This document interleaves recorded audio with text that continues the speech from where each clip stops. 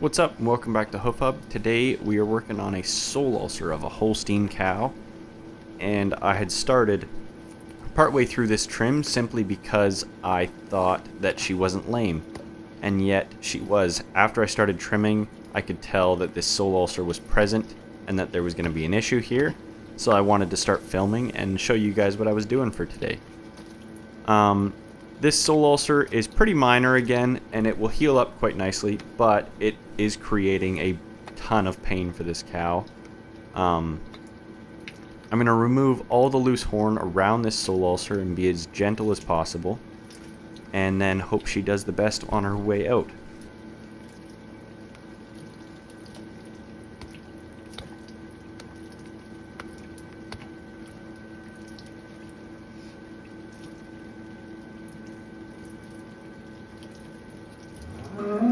I've been asked a couple times while trimming and making all these videos of people wondering why my chute always looks dirty and why is there always crap all over it. Do you ever wash the darn thing?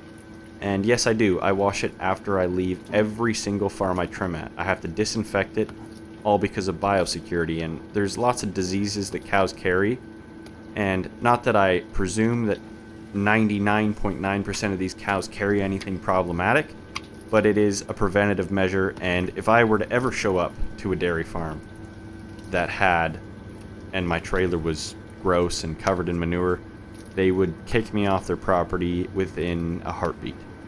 And that's just a fact. I thought that was something that maybe people would be interested to know.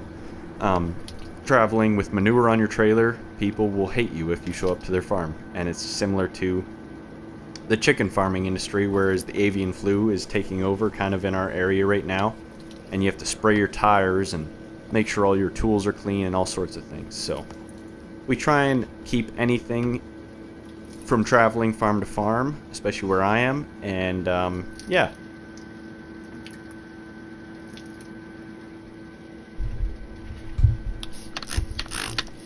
Hey, I noticed sometimes you'll nick the hoof. Unfortunately, that's not what you're trying to do. But how important it is to get as close to the soul ulcer as you do? Well, you said I nicked the hoof, and I'm going to clown you for a little bit because I always nick the hoof with my grinder. But what I do is nick the corium at the soul ulcer. So as I'm trying to get around that soul ulcer with my knife, I'm trying to do it as delicately as possible, but obviously it's a very hard task because it's like trying to take hoof off of a already bloody surface that's just not quite bleeding yet. And it's really important to remove all the loose hoof from around that soul ulcer site because you want it to grow back. That's all attached. Anything that's not attached to the corium around that soul ulcer site is problematic, because if you leave that, it will just be a flap. And when it tries to grow its own new horn over top of that flap, it won't connect to the corium anymore.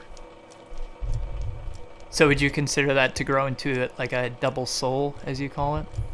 For sure, yeah, that's the problem, is if you don't remove any of that hoof, it will start to make layers like you guys have seen in so many of my videos. It'll just layer over and layer over until the farmer calls back and says you didn't fix anything.